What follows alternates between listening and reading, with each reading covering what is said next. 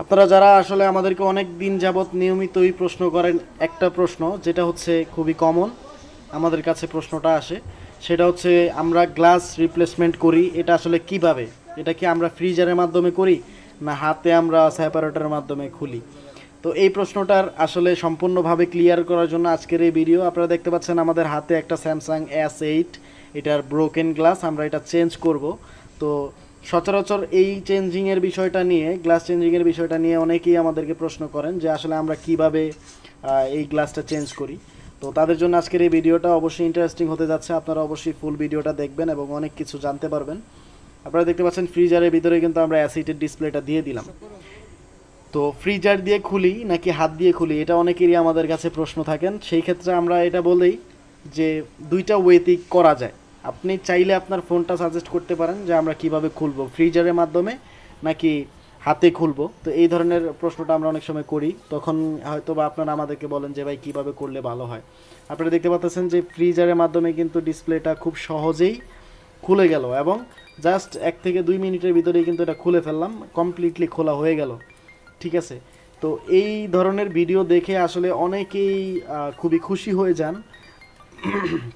Sorry, অনেকেই খুশি হয়ে আসলে অনেক দোকানে যান বা বিভিন্ন বড় বড় মার্কেটে যান। তো এই যাওয়ার কারণটা হচ্ছে এইগুলার ভিডিও দেখে আসলে অনেকেই চলে আসেন, ফ্রিজার আছে এই ধরনের কথা বলে আসলে নিয়ে আসেন কাস্টমারদেরকে। তো নিয়ে এসে আসলে কিন্তু তখন হাতেই কাজ করে। তো আমাদের কাছেও কিন্তু ফ্রিজার আছে এবং বাংলাদেশের আলহামদুলিল্লাহ সবচাইতে দামি মেশিন যেটা সানশাইনের -200 ডিগ্রি সেলসিয়াস। তো এই -200 ডিগ্রি সেলসিয়াস কিন্তু এটা একদম নতুন, হয়তো বা 1-2 বছর হয়েছে বের হয়েছে। তো এই ফ্রিজারটা কিন্তু আমরা ইউজ করি। তবে যেই প্রশ্নটা আপনারা করতেছেন রেগুলারলি, এই প্রশ্নটার অ্যান্সারটা হচ্ছে এইটা, যে ফ্রিজার দিয়ে আসলে সবগুলি মডেল খোলা যায় না। গ্লাস কিন্তু ফ্রিজার দিয়ে সবগুলি মডেল সেপারেট করা যায় না। ঠিক আছে, এটা আপনারা সব সময় খেয়াল রাখবেন।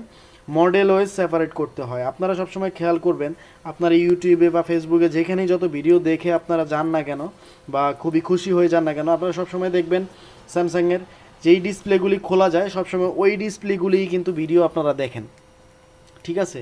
তো ওই ডিসপ্লের ভিডিওগুলি যখন আপনারা দেখেন তখন কিন্তু মনে করেন সব ডিসপ্লে এইভাবে খোলা হয় বা ফ্রিজার দিয়ে সেপারেট করা হয়। আসলে কিন্তু সত্যটা কিন্তু আসলে ওই রকম না। ফ্রিজার দিয়ে খোলা হয় শুধুমাত্র কিছু কিছু মডেল, যে মডেলগুলি হচ্ছে Samsung note 8, note 9, S8 plus, S10। তো কিছু কিছু মডেল আছে যেগুলি ফ্রিজার দিয়ে খোলা যায় এবং খোলাটা ভালো, রিস্ক মুক্ত থাকে। আবার কিছু কিছু মডেল আছে যেগুলি হচ্ছে আপনার ফ্রিজার দিয়ে খোলাটা অনেক রিস্ক, হাতে খোলাটা রিস্ক অনেক কম।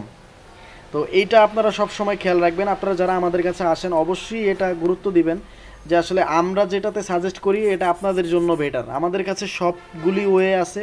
আপনি চাইলে আমাদের ল্যাব ঘুরে দেখতে পারেন, আমাদের ল্যাবে আমরা কি কাজ করি। আমি এখন বর্তমানে ল্যাবে আছি, ল্যাবে কাজ করতেছি, ল্যাবে ফ্রিজার দিয়ে আমি কাজ করতেছি। তো আপনারা চাইলে আমাদের ল্যাবটা ভিজিট করে দেখতে পারেন এবং আসলে অবশ্যই আমাদের ল্যাবে ভিজিট করবেন বা দেখবেন যে আসলে আমরা কীভাবে কাজগুলি করে থাকি। এই ধরনের কাজগুলি সচরাচর অন্যান্য জায়গায় করে না, নর্মালি করে না। তারপরেও আমরা চেষ্টা করি যে সম্পূর্ণ আপডেট থাকার জন্য প্রত্যেক মেশিন যাতে আমাদের কাছে অ্যাভেলেবেল থাকে, প্রত্যেক মেশিন দ্বারা যাতে আমরা কাস্টমারকে ভালো একটা সার্ভিস দিতে পারি, এই আশায় কিন্তু আমরা বসে থাকি। তো আপনারা জানেন, আপনারা সবসময় খেয়াল করবেন যে ফ্রিজার দিয়ে খুললেই হবে না। আমরা যেটাতে সাজেস্ট করব এটা হচ্ছে বেস্ট সাজেস্ট। আপনারা অবশ্যই আমাদের উপরে একটু নির্ভরশীল হবেন, তাহলে আপনার বেটার কিছু ফলাফল পাবেন।